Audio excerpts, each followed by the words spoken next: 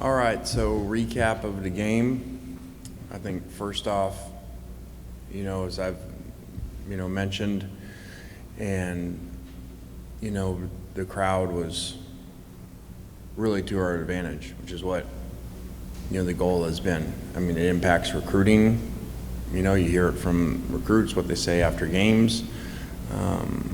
Not just what maybe you think when they watch on TV, but when they're here, and it impacted the game. I mean, there's 3 penalties on them on offense, 2 false starts, and really a legal shift that to me is a false start as well, not being set, that could be credited to the crowd. So, you can say they won the game.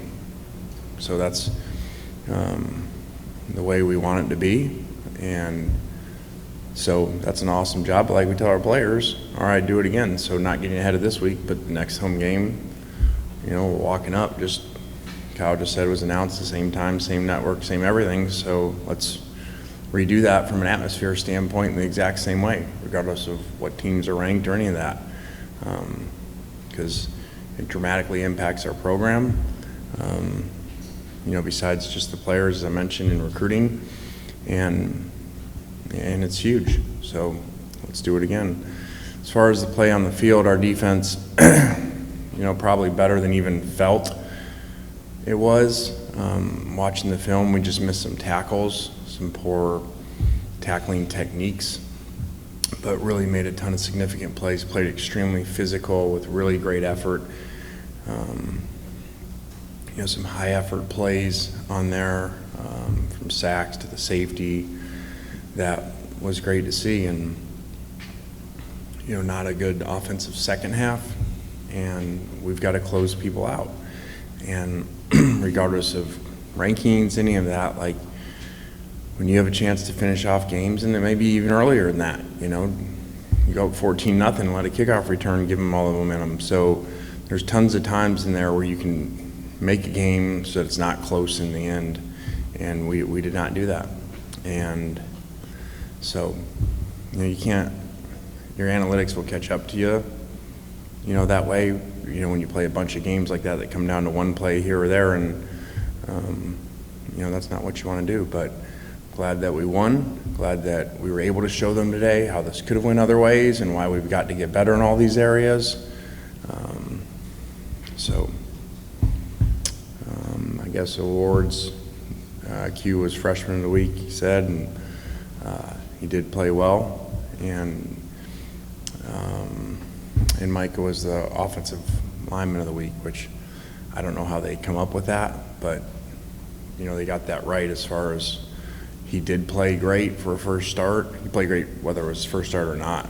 Really physical, the way we talk about straining to finish, finishing people, with a violent attitude, and that was awesome to see. So we pointed him out today in the film, told our players again, this is how you're supposed to do in this program. You work hard, you wait for your turn, you don't complain, and the guy did exactly that, and his turn came up and he made the most of it. You talked a little bit about it after the game and some just now, but having watched the film back, what did you see from the offensive perspective? What kind of led to the struggles in that second half?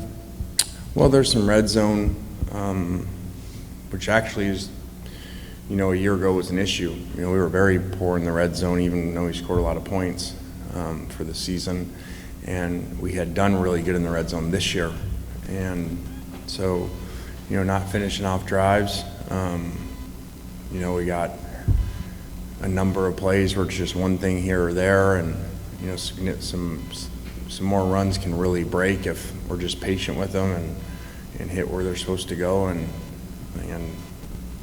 we got to finish off drives. And I'm not complaining about it. There's games that you get breaks, and there's games you don't get breaks. And from the referee part, a lot of things went against us. So very close calls that can go either way, and you're going to have some games where you benefit from that.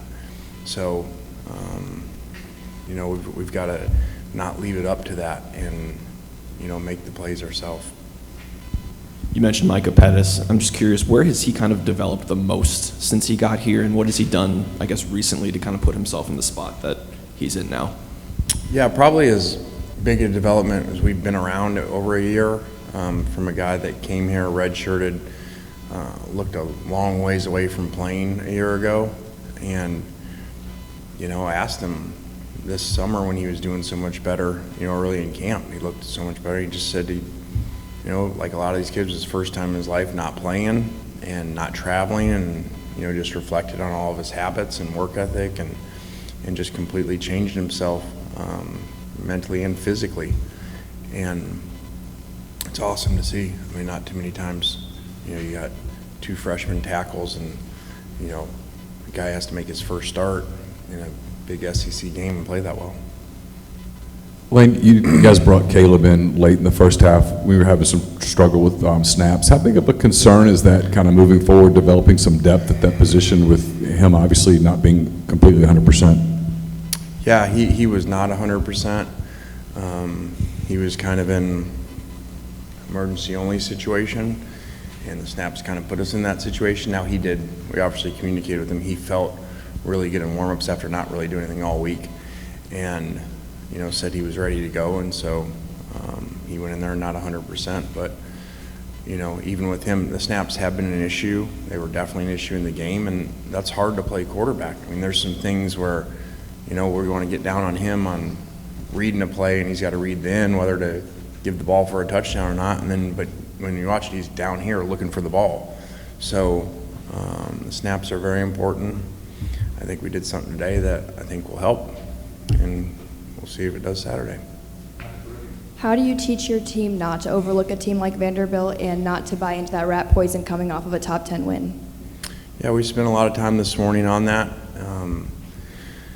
Just like last week, we said you got to prepare the same regardless. Last week everybody built up the game and everything, told them, well, it's faceless opponent. It's not just when you play a team that's, not ranked and that you're heavily favored with. It's both ways, and so that way you avoid playing like this. So hopefully they listened, and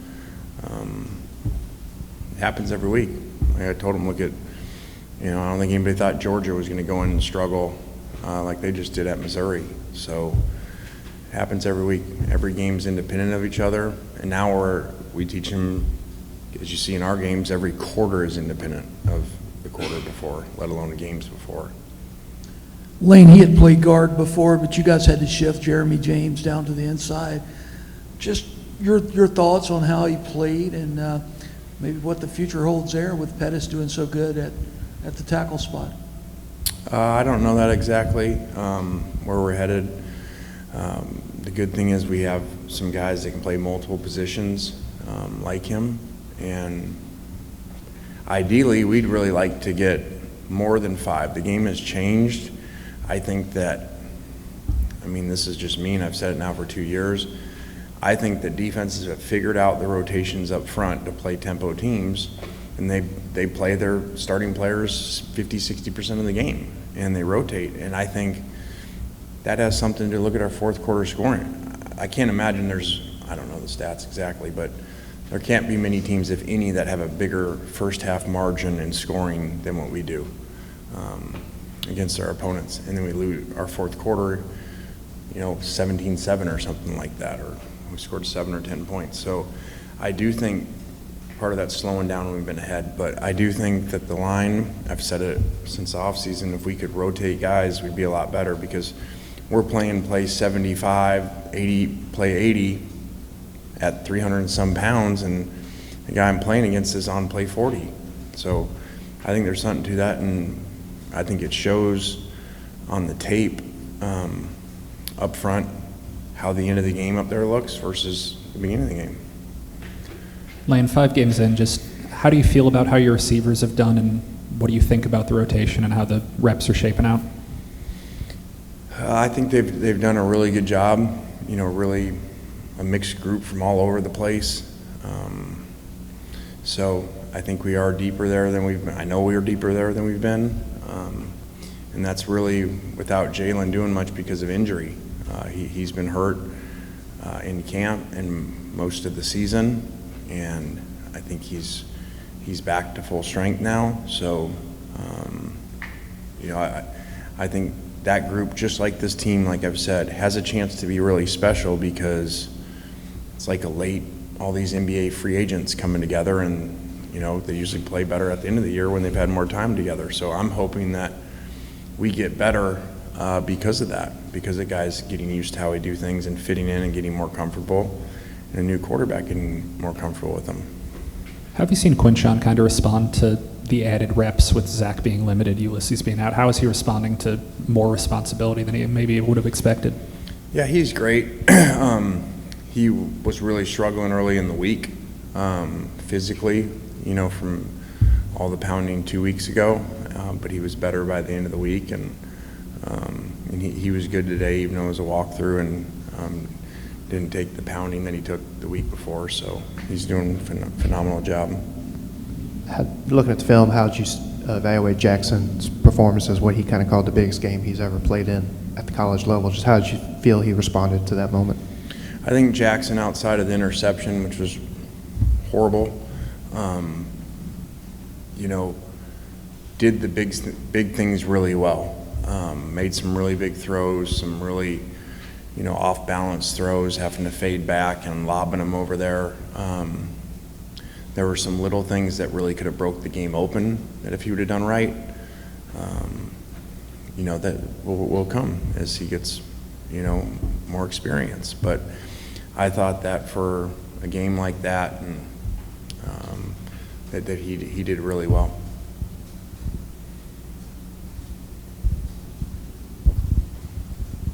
Lane, according to these nifty notes, you're the fastest coach to reach 20 wins at Ole Miss since Johnny Vaught in 1947 through 1949. Any comment about that, or what's the process been like to get to a record like that?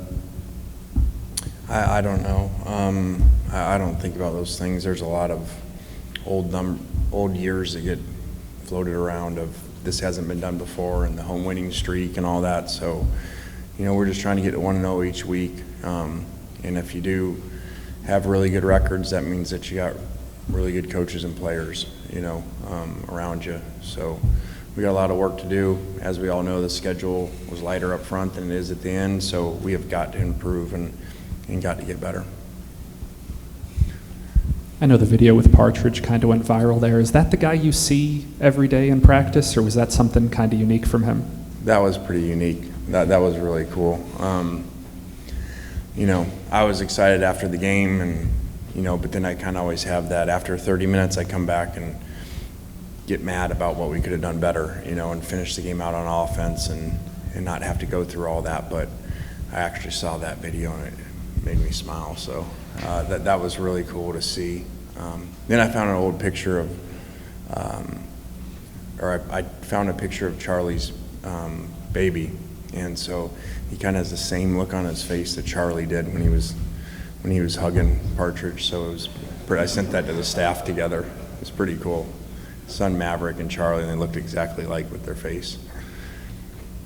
You mentioned the Freshman of the Week honors for Quinshon. What has it been like to watch him take over at his age? It's just unique. And you would not guess that being around him. His personality is very calm, very quiet. So you wouldn't, you know, personality-wise, you wouldn't guess that. He's one of those,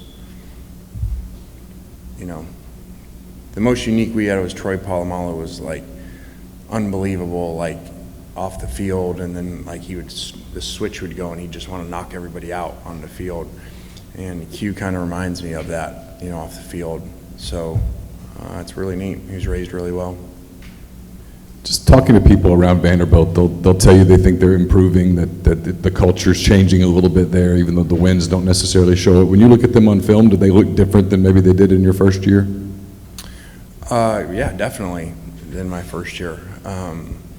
They're way better, and the scores of our game the first year versus on the road up there, you know, that they really struggled in a lot of areas, and then last year was competitive. And so I always say, you know, an Alabama-Georgia game can be an outlier, especially when it's one of the years when they got a great quarterback like Alabama. So you can't take that, because once their personnel is so great that once it gets rolling, the game gets lopsided. So they've been very competitive outside of that game. Anything else, Coach? All right, guys, thanks.